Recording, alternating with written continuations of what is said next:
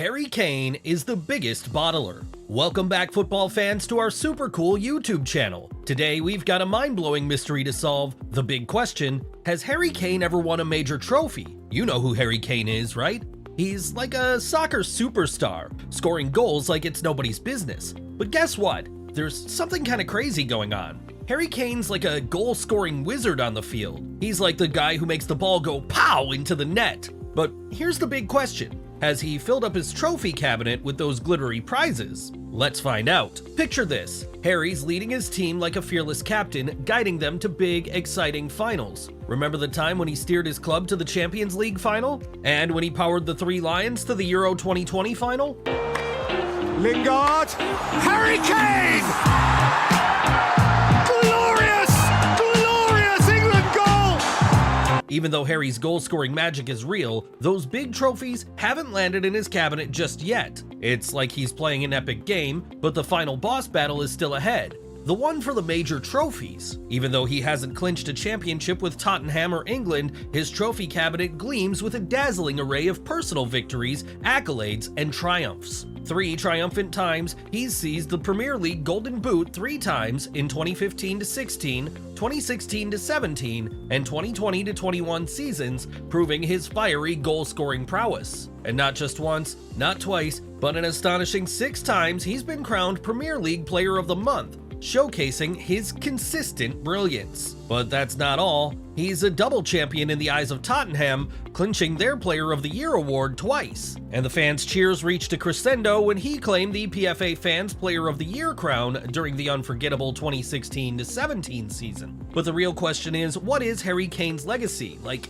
if you asked a casual fan to explain his career to you, what would he say? Does Kane even have a legacy? In the 2022 World Cup in Qatar, Harry Kane had a chance to equalize the score from 2-1 to 2-2, but he missed the penalty. That was a legacy-defining moment for him, an opportunity for him to redeem himself as something more than an internationally known serial bottler. Being an essential part of what could well have been England's run towards a second World Cup title surely would have made up for a career that left fans seeing him as little more than someone you should feel sorry for. As harsh as that may sound, Harry Kane has scored 330 goals over his career, and not only is there not a single one that is especially remarkable, but he has 0 trophies to show for it. They're almost meaningless. You put him beside someone like Drogba, who never scored at the rates Kane is capable of, and his 12 goals in 15 cup finals outshine Kane completely. At the end of the day, greatness is not defined by how many goals you can score, but by how much those goals affected the course of football history. If you still think I'm being too harsh, let me quote Harry Kane himself. "I close my eyes and picture myself lifting the Premier League trophy. I'd trade my next 100 goals for that feeling. But the question is, Tottenham haven't won a major trophy in 38 years, and England haven't won one in 56. So when could have Kane possibly cemented his legacy, and in what way did he fail to do so?" Well, once Kane was asked to tell his story in his own words, and he started by saying, "Failure's a funny thing."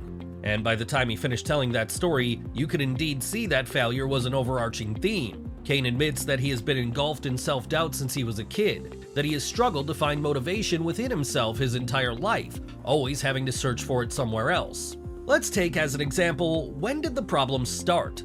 The time he was released from Arsenal for being too fat. And yes, you heard that right, Kane played for Arsenal as a kid. Regardless, he tells that story in a very specific way. He always mentions how his father didn't seem worried that an opportunity like that had been wasted, that he didn't even put any pressure on him to try and combat these adversities. He just told him to forget about it and move on. Following this whole Arsenal fiasco, he ended up at his local club, Ridgeway Rovers, which eventually led to him to go on trial for Watford, where he faced Tottenham, impressing them enough to get an invitation to join their academy. And from there on out, things were a bit easier, I guess you could say comfortable. Most of his family were Tottenham fans. He grew up 15 minutes away from their grounds, and in a way, that rejection he had suffered provided him at times with what he lacked. As he said it himself, "Every time I played Arsenal, I thought, let's show them who's right and who's wrong. Looking back on it now, it was probably the best thing that ever happened to me. It gave me a drive that wasn't there before." Regardless, for a long time at Tottenham, he was not the most notable player. The same weight problems persisted, and it wasn't until he hit a growth spurt that everything changed. By 2010, he finished his season scoring 18 goals in 22 matches while competing with players 2 years older than him, leading towards his first contract at 16 and his first appearances for the main team, though he never left the bench. Tottenham began sending him out on loan after loan. First came Leyton Orient on the English third tier, and though his 5 goals in just 900 minutes weren't bad, they didn't convince Tottenham, who, 6 months and a single goal later, sent him back on loan once more, this time to Millwall, where Kane says he began wondering if he'd ever get to play a single Premier League game. Again, the theme of self-doubt takes center stage. Regardless, his time at Millwall was actually really good. At first glance, 9 goals in 27 matches in the Championship doesn't sound very good, but the thing is, 7 of those came in the last 14 matches of the season, and were key in taking Millwall from being in a dangerous spot just 5 points above the relegation to finishing comfortably 17 points above it, leading Kane to be named the one who saved Millwall from relegation, and of course, the Championship's Young Player of the Year. However, this still wasn't enough.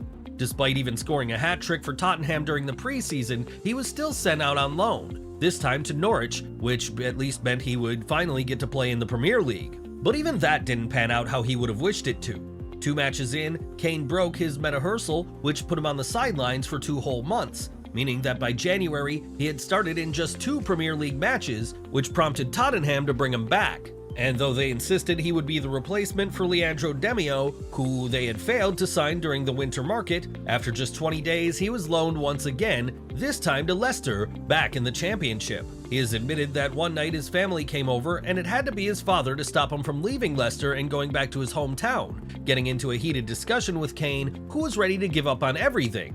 Can you imagine? And Fina Villas-Boas left. Tim Sherwood took over, and after a good performance, coming off the bench against Benfica to turn the game on its head with 2 assists in 2 minutes, Kane got his first shot at the Premier League, being afforded 3 consecutive starts and scoring in all 3 matches, which finally served as his proper introduction to the Premier League and impressed Pochettino, who would take over as coach the following season, betting heavily on Kane to be the team's new star player, which proved to be a great decision.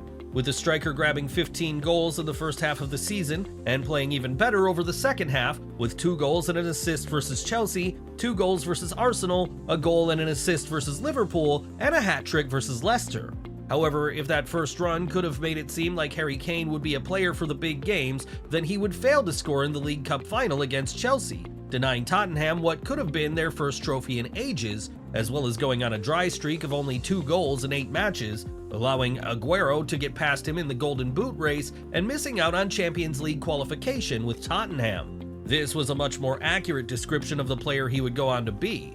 A player who, ever since 2015, has played 75 games against the top 6 and still only managed to score 22 non-penalty goals, close to just 1 every 4 matches. Obviously not the worst, but you definitely would get the sense that Harry Kane should be scoring more, especially when compared to his rival Aguero, who scored almost a goal every 2 games he played against the top 6. Harry Kane's complete lack of goals at Euro 2016 was a big disappointment, despite the fact that up until then, his record in friendlies and qualifiers for England had been relatively impressive. But well, it was his first tournament. In the subsequent season, a familiar plot unfolded. Kane faced another injury, sidelining him for 3 months, depriving him of the opportunity to participate in the Champions League. Upon his return, his extraordinary goal-scoring rate ignited Tottenham's surge to a second-place league finish, their best to date. With 7 goals in his final 2 matches, he snatched the Golden Boot from Lukaku. By the close of 2017, Kane had amassed 56 goals in the year, outshining even Ronaldo and Messi, ending their 7-year dominance as Europe's premier goal scorers. Though unquestionably his zenith, it left observers yearning for more, pondering the hypothetical impact of his injury on Tottenham's title prospects. In the subsequent season, Kane neared the Premier League goal-scoring record by February, yet faltered, netting only 6 goals in the final 4 months. This shortfall not only denied him the record, but also the chance for a 3rd consecutive Golden Boot, as Salah overtook him, claiming both accolades. Concurrently, Kane's inability to score in a semi-final undermined Tottenham's bid for an FA Cup title. His second major tournament, the 2018 World Cup, resulted in a Golden Boot triumph, but sparked criticism due to his goal composition and missed opportunities, particularly a pass that could have led to an England World Cup final berth. Following a stellar season, Kane's form dipped, coinciding with Tottenham's remarkable achievements, including a Champions League final appearance. In the final, Kane returned from injury but performed poorly, unlike his counterpart Divock Origi, who had carried Liverpool to victory. Kane's struggles continued for England, disappointing in the Nations League Final Four. His subsequent season was plagued by injuries, and it took a year for him to regain top form, marked by enhanced playmaking skills and his third Golden Boot.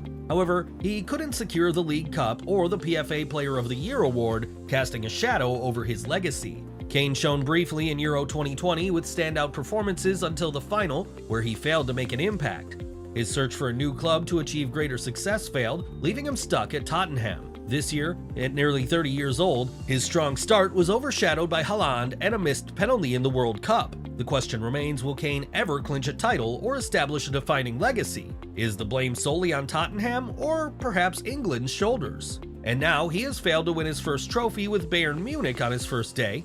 Well, let's see if they can go trophyless this season. If you've enjoyed our video, don't forget to like the video and subscribe to our channel.